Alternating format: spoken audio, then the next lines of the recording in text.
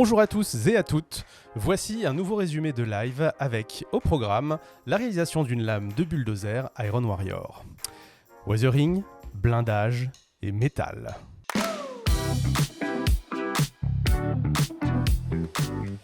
Allez, c'est parti, ma petite version. Donc vous avez vu la version de Clément, vous allez voir la mienne pour faire du coup les hazard strips sur ces différentes parties. Je vais commencer avec de l'exodual et du coup la fusion orange qui va me servir de base.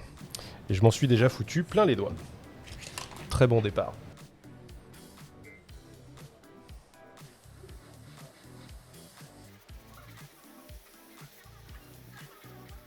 Vous voyez que ça permet directement d'avoir un jaune nickel, franc, propre et vibrant. La sous-couche blanche pour le jaune, il y a quand même pas beaucoup mieux quoi.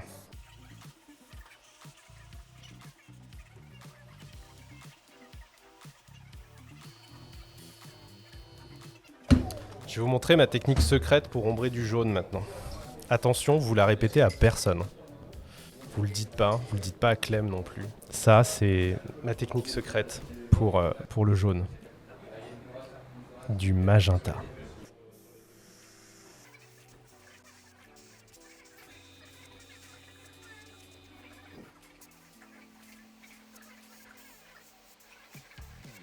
Le magenta pour ombrer le jaune, c'est trop bien.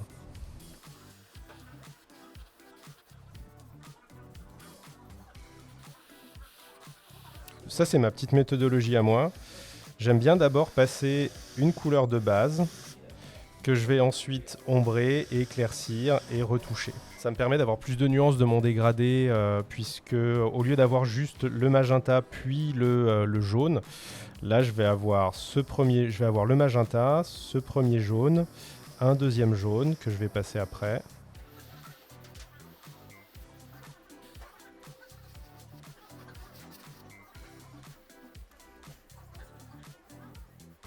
Et donc ça permet vraiment d'avoir plus de nuances.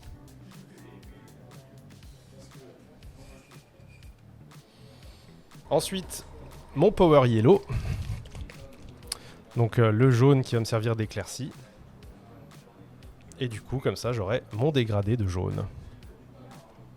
Bien vibrant, bien flashy comme il faut.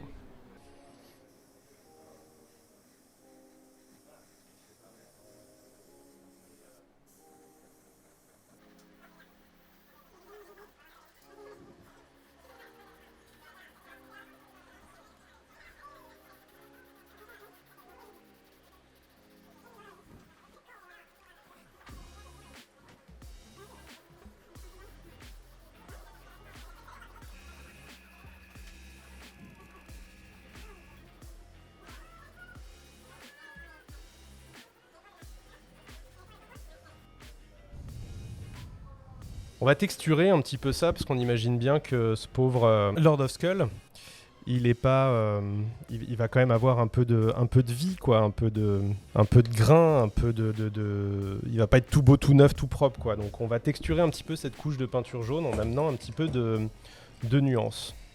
Je vais utiliser du coup un vieux pinceau brosse, voilà. Et un blanc. Comme un brossage à sec, je vais enlever un maximum en fait de peinture dessus. Et je vais venir tamponner légèrement ma surface avec. J'hésite pas à tourner le pinceau dans tous les sens, dans le but d'amener des petites nuances. Alors, je sais pas si vous arrivez à voir parce que le jaune est tellement brillant que vous voyez un petit peu les petites nuances là qu'on a là. Ça donne un petit peu des écailles de peinture, comme si le jaune avait un peu vieilli. Oula, ça par exemple c'est trop. Voilà. Donc ça donne un petit peu de vie à ma couche de peinture. C'est un petit peu une préquelle au weathering, mais du weathering que vous pouvez faire déjà avec un pinceau brosse.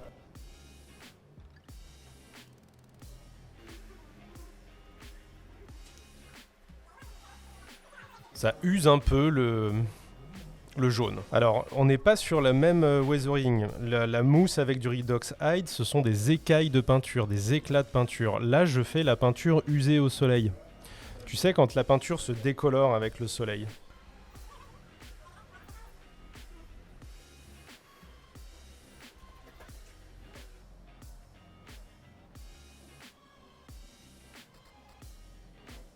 On va continuer ce weathering avec du coup du Pro Plant Fire. On va rester sur de la Exodual du coup. Petit bout de mousse de blister. Petite pince qui va bien. On va prendre un petit peu de brun foncé. Tac. Et on va commencer à amener un petit peu des écailles de peinture de manière aléatoire. Pensez bien à tourner dans tous les sens votre mousse pour éviter d'avoir des motifs qui se répéteraient de manière symétrique. Parce que là, je vais avoir du coup une forme sur ma mousse. Je vais avoir une forme que j'ai découpée, que j'ai arrachée. Cette forme, c'est toujours la même. Et si je tourne pas, on risque d'avoir des motifs qui vont se répéter un petit peu comme un pattern qui retomberait du coup sur les différentes zones et qu'on pourrait réidentifier. Donc pas hésiter voilà, à incliner un petit peu votre mousse dans d'autres sens et à la tourner sur elle-même régulièrement pour éviter d'avoir une répétition de pattern. La difficulté aussi quand on a des grosses pièces de cette taille-là, c'est de rester à l'échelle. On pourrait être tenté du coup de faire des écailles de peinture beaucoup plus grosses, mais il faut se rappeler du coup que les écailles de peinture, en fait, elles vont plus avoir un type de rendu qui va être dû à la peinture elle-même plutôt qu'à la taille de l'objet. Et en gros, votre chips de peinture, qu'elle soit sur un Lord of Skull ou sur l'épaulette de votre Space Marine, ça sera à peu près la même. Donc faites attention de ne pas vous retrouver avec des différences de taille et à garder la main légère même si vous êtes sur des objets beaucoup plus gros. J'insiste quand même un petit peu sur le bas puisque j'imagine bien que à ce niveau-là, la peinture doit être un peu plus abîmée. Là, c'est une pièce où j'imagine qu'il y aura quand même un peu moins de rayures, donc j'y vais quand même plus doucement. Là, c'est pareil.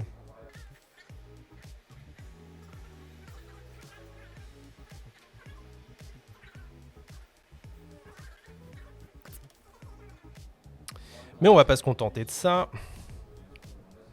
Ce serait mal me connaître. Et on va faire aussi un petit peu de weathering au pinceau, de chips au pinceau, tout simplement pour compléter, étoffer un petit peu ce rendu. Alors pour ça, je prends un pinceau assez fin. Là, je suis sur le 2/10 d'Abteilung. Hop, je vais bien diluer ma peinture. Je prends exactement la même couleur, toujours le Pro Plant Fire. Je la dilue généreusement et du coup, avec la pointe de mon pinceau, je vais venir rajouter des chips et étoffer un petit peu le rendu.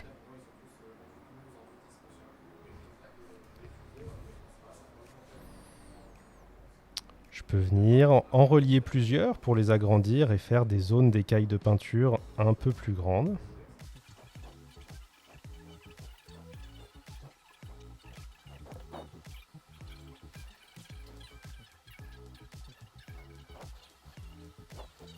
Vous voyez la différence entre le mélange des deux où on a un choix qui est quand même plus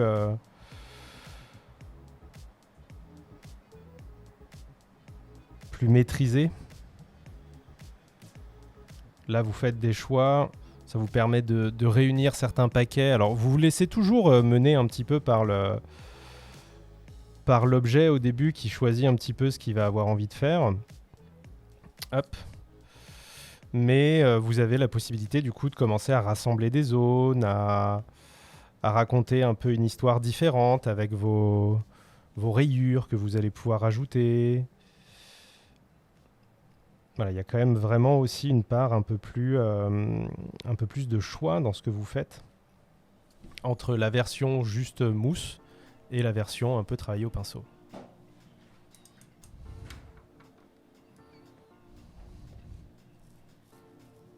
Pour éviter le symétrique, en fait, ce qu'il faut surtout faire, c'est pas regarder de l'autre côté.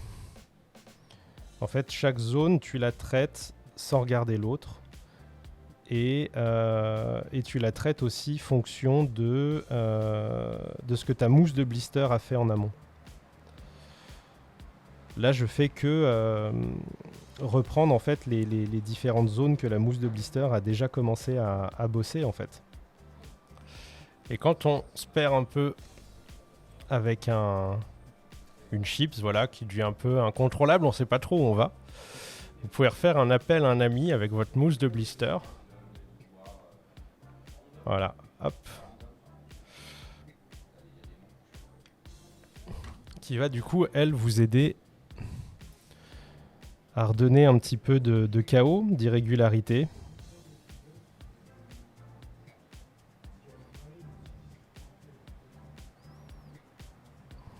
Et vous permettre de revenir un petit peu dans la course.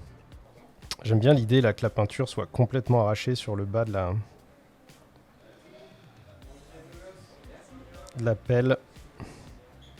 Voilà, c'est une pelle Caterpillar là. Alors en vrai, je dis ça à moitié en rigolant, l'observation c'est vraiment un plus pour du coup vous permettre de faire ce genre de choses. Donc il est pas rare que je m'arrête à côté d'un engin de chantier, regarder un petit peu le weathering, regarder un petit peu là où la peinture s'écaille. Là où elle va sauter, là où elle va commencer à faire sa vie. Est-ce qu'après tu vas faire un lining très clair sur les bords des taches marron? Pas forcément, surtout si tu veux un rendu réaliste. Si tu veux un rendu fantasy, oui tu peux, mais c'est absolument pas une obligation. Celle-ci, elle sera peinte en métal au final. Donc elle aura un autre type de weathering. Pour Là, ce qui va rester jaune, c'est vraiment l'intérieur. Vous occupez pas du cerclage, qui lui sera pas jaune au final, il sera repeint en métallique. Et c'est le moment du coup de faire les rayures.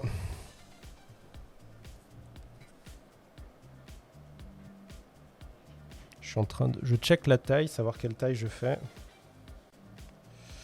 Si je fais avec cette taille-là, ça m'en fait 1, 2, 3. J'ai peur que ça fasse trop zèbre, et celle-là, j'ai peur que ça fasse un peu trop épais quand même. Qu'est-ce que vous en pensez? Plutôt grosse bande ou petite bande?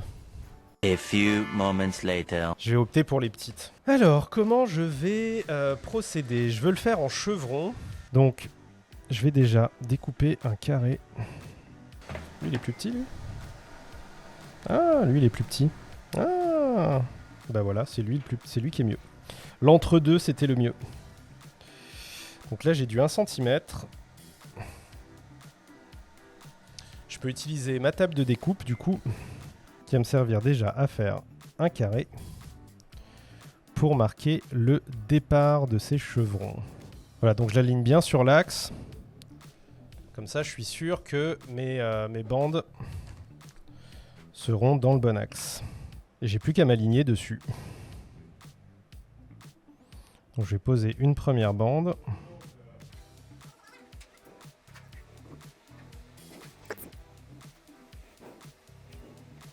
Là, ça sera la bande noire. Tac. Bande jaune.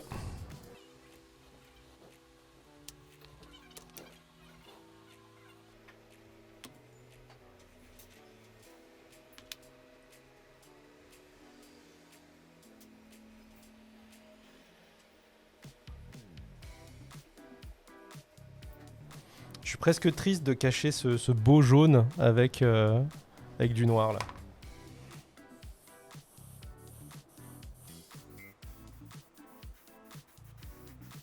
Qu'est-ce qui pourrait se passer en ayant fait tomber du nettoyant pour peinture directement sur la pelle? Par contre, tu l'éclaircis aussi à l'exodual, le noir. Je trouve que celui proposé, un chouï trop clair. Ouais, après ça...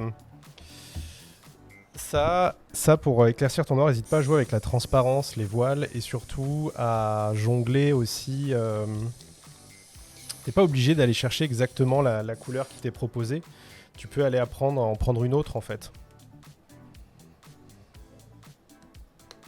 Voire même tu peux les mélanger. Hein.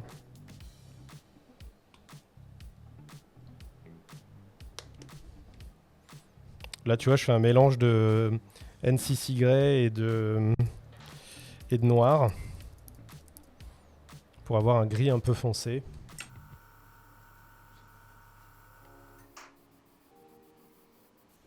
Je vais reprendre ce gris et comme tout à l'heure, pour faire exactement la même chose, je vais venir tamponner légèrement pour faire un effet de peinture un petit peu esquinté.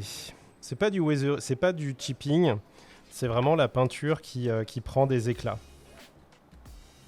C'est la peinture qui s'abîme au soleil, quoi. Et on va pouvoir retirer et voir du coup quand j'ai fait tomber mon diluant dessus, qu'est-ce qu'il a bien pu se passer. Surprise!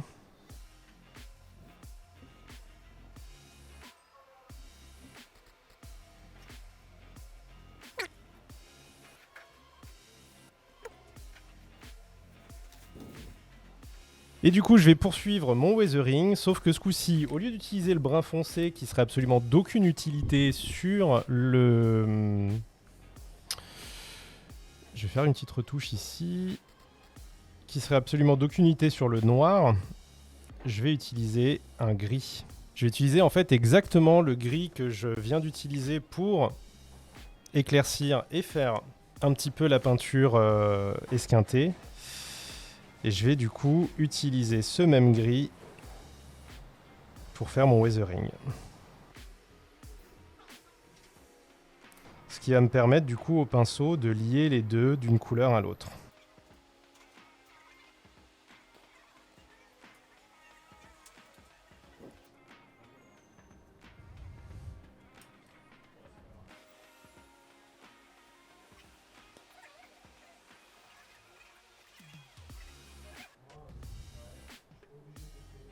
Ça aurait été plus chiant. Là, si tu veux, j'ai qu'une couleur à faire attention de ne pas déborder sur l'autre. Alors que si je les avais faites après les chevrons, j'aurais dû faire en sorte que le jaune, le brun ne déborde pas non plus sur le jaune. Puis si jamais tu as une correction à faire, c'est chiant. Tu dois gérer deux couleurs alors que là, j'ai qu'une couleur à gérer. Et pour les zones du bas, là, je vais revenir un petit peu finalement avec mon rust, mais ce coup-ci, je viens remplir le gris.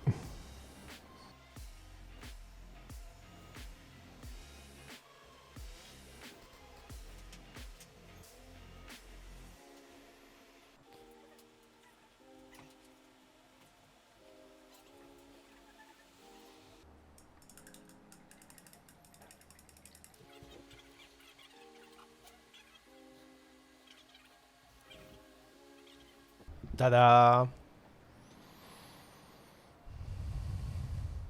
Après, si vous avez envie de vous amuser, vous pouvez prendre les petits crayons de weathering AK là, et vous prenez le graphite, gunmetal graphite. Et vous allez avec reprendre les arêtes.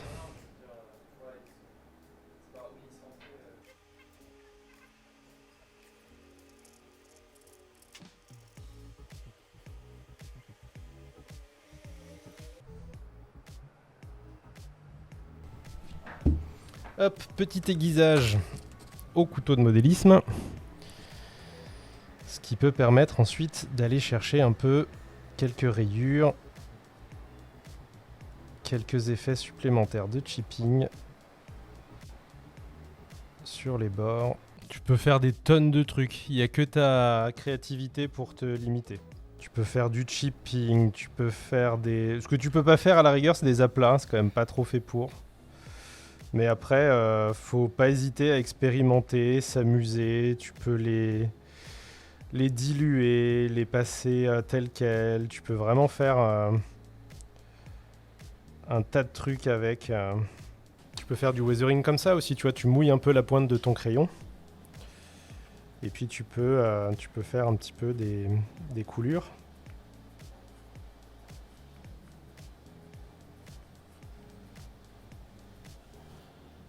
Tu vois, tu viens les poser un peu comme ça au crayon et ensuite avec un pinceau, tu peux venir un petit peu, un pinceau humide, tu viens les lisser, les tirer.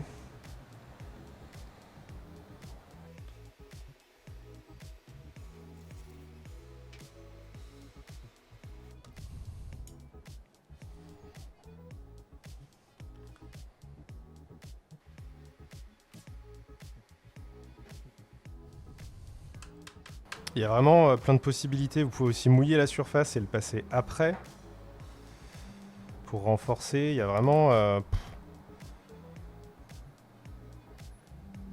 en conjonction avec de l'eau, vous pouvez vraiment vous amuser à faire plein de trucs, quoi. Tu peux même faire de la rouille avec ça.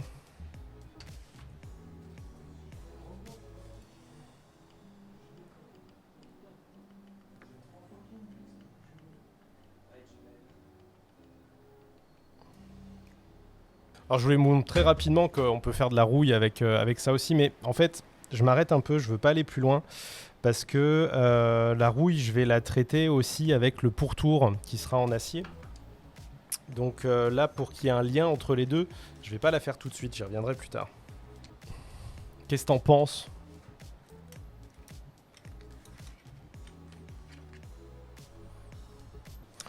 Voilà, ensuite, grosso modo, pour vous montrer, je vais revenir avec du gunmetal, brosser le pourtour, ce qui va me faire une base de métallique que je viendrai weatherer ensuite pour donner un petit peu de couleur à tout ça. Je vais faire un mélange d'acrylique brun et noir, donc le Proplan Fire de tout à l'heure que je vais mélanger tout bêtement avec du noir. Je vais le diluer énormément pour avoir quelque chose de très très liquide, vous voyez. Ça c'est de l'acrylique. Hein. Et je vais faire un petit lavis généreux sur toute la partie métallique que j'ai fait. Je le fais volontairement avec de l'acrylique, très dilué, parce que je sais que ça va tacher, je sais que ça va faire des auréoles, je sais que ça va faire des trucs un peu chaotiques, un peu pas maîtrisés. Mais ça va faire des trucs naturels, et c'est exactement ce que je veux pour préparer une base de weathering. C'est l'équivalent de la mousse, si vous voulez, qu'on a utilisé tout à l'heure pour faire le chipping. Mais là, c'est l'équivalent en version liquide qui, elle, va donner un autre type d'usure. Non pas des éraflures, mais l'oxydation due à l'eau sur la surface métallique. Je vais refaire la même chose coup-ci avec mon marron, sans le mélanger avec du noir. Et je vais me limiter à des petites taches par endroit, autour des rivets, autour de zones où je veux un petit peu de rouille. Donc là, c'est toujours le Proplan Fire Exodual très dilué. Vraiment très très dilué, hein. Vous voyez, c'est ultra liquide. Hein. Et c'est toujours de l'acrylique. Donc toujours avec du brun de plus en plus clair, je viens faire des petites taches de lavis.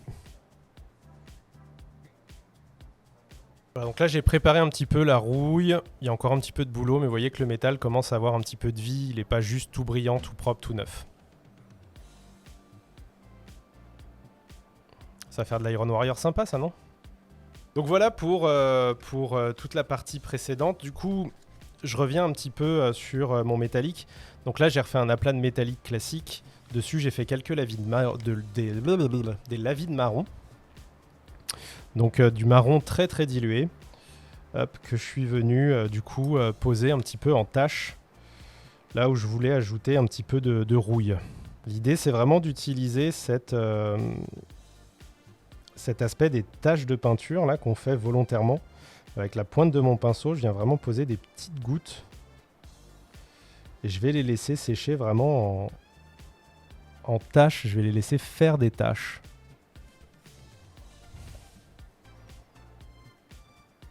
Alors au départ, je commence avec un marron foncé et je fais des grandes flaques. Et plus je vais aller sur un brun rouge clair, plus je vais faire des petites marques de rouille. Et là encore, je peux retourner avec mes crayons, parce que dans ces fameux crayons, on a aussi plein de nuances de rouille et de orange. Voilà. Et je peux tout à fait venir m'amuser avec ça pour faire de la rouille. Ça marche aussi très très bien. Donc là, je l'ai mouillé. Hop, et je viens mettre un petit poc là où je veux rouiller un peu plus mon acier.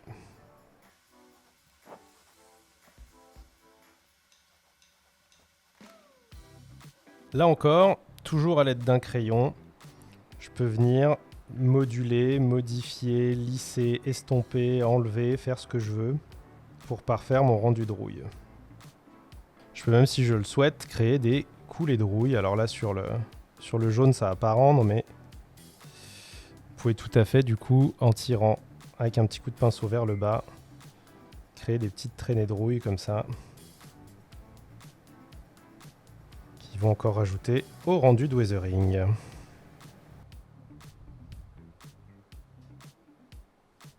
Je vais reprendre un vieux pinceau. Alors là, prenez vos pinceaux qui sont un peu éclatés, ceux qui ressemblent un peu plus à rien, là. Tac.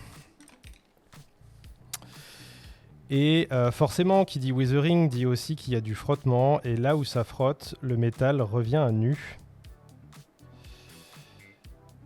Et se repolit. Donc je vais venir brosser mes zones comme ça, qui sont vraiment celles qui sont exposées du coup au frottement. Pour qu'elles retrouvent leur éclat d'antan. Je les peins pas, vous voyez, je viens vraiment les frotter. Presque comme un brossage à sec, mais avec la pointe d'un pinceau tout doux. Ah, là, par exemple, j'ai pas assez effacé, et du coup, le rendu est pas assez estompé. J'ai pas assez séché mon pinceau. Un petit peu comme si vous déposiez des pigments secs, sauf que vous le faites avec de la peinture. Et je remonte comme ça, du coup, la pointe de mon pinceau éclatée, ça me crée un petit peu des micro-rayures sur la surface. Et je vais finir, du coup, avec du silver, du coup un métallique très très clair, l'équivalent en fait du blanc quasiment, en métal, que je vais venir utiliser vraiment là où ça a frotté.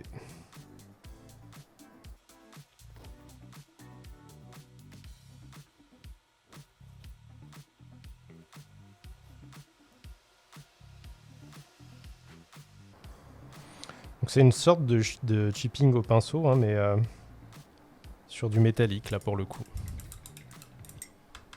Toujours avec cette même couleur, je peux venir faire aussi quelques petites scratchs, quelques petites rayures pour donner un petit peu de vie à mon métal aussi.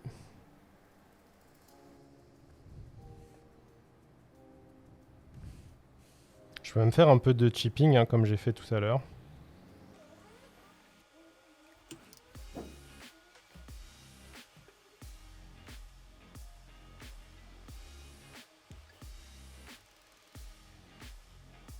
Il nous restera plus qu'à faire un petit peu de weathering, comment dire.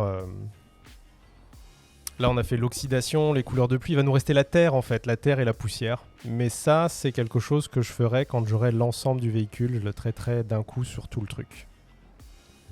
Et c'est l'avant du Lord of Skull que je suis en train de faire pour Monsieur Marmotte. Notre marmotte favorite. Et cette pièce va aller ici. Alors, allons de ce pas retrouver un petit peu les différents produits qu'on a utilisés sur ce tutoriel. Donc, on va commencer par les différentes peintures, notamment les peintures acryliques exoduales, qui sont très très pratiques et vraiment indispensables pour réaliser des aplats, des préparations, des pré-ombrages.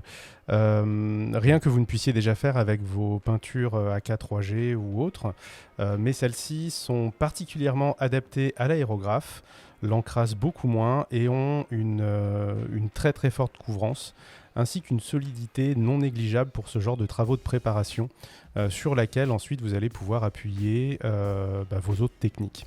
Donc si vous aimez faire du pré-ombrage, si vous aimez préparer vos figurines à l'aéro notamment, ces peintures, en plus d'être pas très chères, on est à 4,75 le pot pour des pots qui font 60 ml. Elle est vraiment vraiment très très chouette. Et je rappelle que si vous êtes déjà un petit peu étonné par la qualité de la peinture AK à passer dans un aérographe, vous allez voir que celle-ci se comporte encore mieux, vraiment beaucoup mieux. J'ai utilisé du coup pour ce tuto le Orange Fusion qui m'a servi de base pour le jaune des Iron Warrior, suivi d'un petit ombrage avec le laser magenta, si j'arrive à le retrouver. Non, il est là, voilà, un très beau magenta. Le tout recouvert par du Power Yellow, non du Solar Yellow, pardon, le Solar Yellow, le plus clair des deux. Le Power, c'était bien le Power Yellow. Le tout recouvert par du Power Yellow pour lisser un petit peu et rééclaircir, revenir sur du jaune vraiment très franc. On a ensuite pour le noir, le black, le pur black si je dis pas de bêtises, Chaos Green, Turbo Blue, où est-il caché ? Cosmic Dust. Infinity Black, voilà, l'Infinity Black, pareil, qui est devenu pour moi un noir assez indispensable. Je l'utilise même au pinceau, celui-ci. Alors ça demande un petit peu d'exercice au pinceau. C'est une peinture qui est souvent plus épaisse, qu'il faut du coup bien maîtriser à la dilution. Mais j'avoue que le noir et le blanc exodual sont venus rejoindre ma palette au détriment du blanc et du noir AK. Donc des très bonnes peintures. Attention, par contre, elles sont beaucoup plus épaisses et des fois, je me fais avoir un petit peu par cette épaisseur. Donc si vous n'êtes pas sûr de votre dilution, méfiez-vous de cette option-là, même si ça reste des très belles couleurs. Voilà, le gris aussi, j'ai utilisé un gris, c'était le Robot White, voilà, qui est ici, qui est un blanc cassé, qui va se rapprocher un petit peu du blanc en sous-couche AK, le grey en sous-couche Games, pardon, qui marche très très bien. Donc voilà pour les exoduals. Donc voilà, je répète un coup, hein, donc des très bonnes peintures, très couvrantes, très fluides à l'aérographe, qui ne l'encrassent pas. Elles sont utilisables au pinceau aussi, mais attention, elles sont un petit peu épaisses et demandent une bonne maîtrise de votre dilution pour éviter d'encrasser vos figurines. L'intérêt de cette gamme, c'est une pigmentation et une couvrance très importantes qui vont vous permettre du coup de faire des aplats, des préparations à l'aérographe, des pré-ombrages vraiment fins, de qualité, couvrants et assez solides. La gamme est composée du coup de toute une palette de couleurs que vous pouvez mélanger dans tous les sens et ils vous ont fait des petites indications comme ça sous forme de chiffres qui vont vous permettre de lier les peintures entre elles sans avoir besoin de vous creuser la tête si vous n'avez pas envie de réfléchir trop avant sur vos pré-ombrages. L'idée, c'est que si vous prenez le 1A et le 1B, eh bien, le 1B vous servira de base et le 1A d'éclaircie. Pareil avec tous les chiffres. Voilà, vous avez à chaque fois un A et un B qui vont vous permettre comme ça de jongler sur des ombres et des lumières. Le B étant toujours la couleur la plus sombre et le A la couleur d'éclaircie qu'ils ont sélectionnée pour aller avec. Attention, ça ne veut pas dire que vous ne pouvez pas aller chercher une autre couleur et par exemple utiliser un 6A que vous allez éclaircir avec un 7B. C'est tout à fait possible, mais là, ça sera à vous de réfléchir. Autres outils qu'on a utilisés pour ce tuto, tout ce qui va être scotch de masquage. Vous avez vu, c'est quand même bien pratique avec un petit scalpel. Ça vous permet de protéger des zones à l'aérographe. Alors pour ça, il faut que je sache écrire scotch ou masquage, ce qui n'est pas gagné. Hop, les voilà. Donc vous avez plein de tailles différentes, à vous de choisir du coup l'épaisseur dont vous avez besoin pour vos réalisations. Si je dis pas de bêtises, c'est des 10 mm que j'ai utilisé pour ces chevrons, compte tenu de la taille du bestiau. Mais n'hésitez pas à adapter en fonction de votre support les différentes tailles. C'est recoupable au cas où, si vous avez besoin d'une taille intermédiaire ou si vous êtes embêté, vous pouvez tout à fait recouper ça au scalpel. Ça se colle bien, ça n'écaille pas la peinture si vous abusez pas dessus. En tout cas, moi, j'ai jamais eu de soucis en enlevant un de ces scotch à avoir de la peinture qui se décollait dessous. Donc, c'est vraiment fait pour et j'en suis très content. Voilà. Autre produit utilisé dans ce tuto, les fameux crayons de couleur, les fameux crayons aquarellables de chez AK. Ce sont des crayons de très bonne qualité. Alors, c'est des produits que vous pouvez trouver dans d'autres marques à droite à gauche. Mais le rapport qualité-prix des pochettes AK et des crayons qu'ils proposent sont vraiment bons parmi tout ce que j'ai pu essayer. Ils existent sous deux formats. Vous avez un format boîte, voilà, où vous avez, qui est très joli en termes de design. Ils ont fait une belle boîte. J'aime beaucoup l'intérieur avec tous les crayons qui sont répartis comme ça en couronne. Et vous avez toute la collection de crayons répartis sur deux étages de petites mousses qui se rangent dans une petite boîte en carton. Vous avez sinon exactement le même contenu, mais dans une pochette qui siera plus au transport de votre matériel. Donc si vous avez un côté nomade, vous allez pouvoir trimballer ça plus facilement dans votre sac. C'est une petite pochette souple que vous pouvez enrouler. Vous avez exactement les mêmes crayons dans les deux.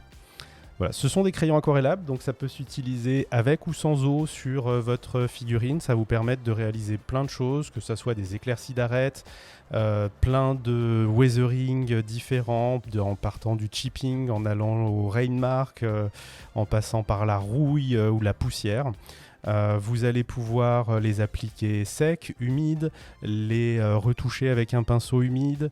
Voilà, il y a vraiment plein de choses possibles. La seule limite, en fait, c'est votre créativité et les idées que vous allez avoir à faire avec.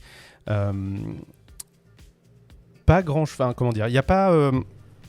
Tout ce que vous allez pouvoir faire avec ces crayons, c'est des choses que vous pouvez déjà faire avec d'autres matos que l'on propose, que ce soit les énamels, que ce soit les huiles ou d'autres produits de weathering qu'on a déjà. L'intérêt des crayons, je dirais que c'est leur facilité d'utilisation, avec ce côté un peu loisir créatif. Ça se prend en main assez rapidement. Et contrairement à beaucoup d'autres produits de weathering, vous n'avez pas besoin de diluants ou de produits spécifiques, puisque ce sont des produits qui sont utilisables avec de l'eau. Donc si vous avez envie de faire du weathering mais que vous n'avez pas envie de vous lancer dans l'huile ou dans l'énamel, donc des produits qui vont demander des tinners particuliers, de l'alcool, etc., qui peuvent avoir des odeurs et qui vont demander une autre méthodologie de travail, les crayons de couleur vont être une alternative avec cette possibilité d'être travaillé à l'eau et de donner des résultats qui sont quasiment les mêmes que les huiles. Voilà, n'hésitez pas du coup à sceller le rendu avec un petit vernis de chez Aka en bombe qui sont bien pratiques. Donc un petit semi-gloss qui est le satin, c'est ce qui va le plus ressembler à votre rendu classique.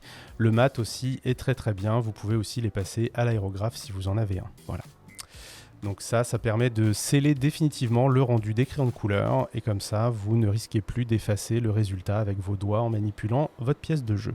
Voilà, je pense que j'ai fait le tour de tout ce qu'on a utilisé. Bien sûr, il reste quelques petits accessoires entre les mousses de blister que vous avez certainement quelque part dans un coin chez vous ou tout simplement les peintures AK3G qui m'ont servi pour les bases métalliques, le brun, etc., d'autres couleurs. Voilà. Là, par contre, c'est une gamme, c'est votre gamme et notre gamme de choix, de cœur, celle qui représente 90% de notre méthodologie de travail et de notre peinture. C'est vraiment votre cheval de bataille, la peinture sur laquelle vous pouvez compter. Et qui, du coup, va marcher très bien en association avec l'Exodual en base. Voilà, et là, vous pouvez y aller, à vous de choisir vos couleurs. J'espère que ce petit résumé vous a plu. Encore une fois, si vous avez des questions, envie de partager le résultat avec nous ou tout simplement papoter hobby, vous pouvez nous retrouver sur notre Discord, les live Twitch et tous les réseaux sociaux, Twitter, Insta, Facebook et même TikTok. Quant à vos emplettes hobby, vous connaissez la chanson, c'est sur wargamespirit.fr.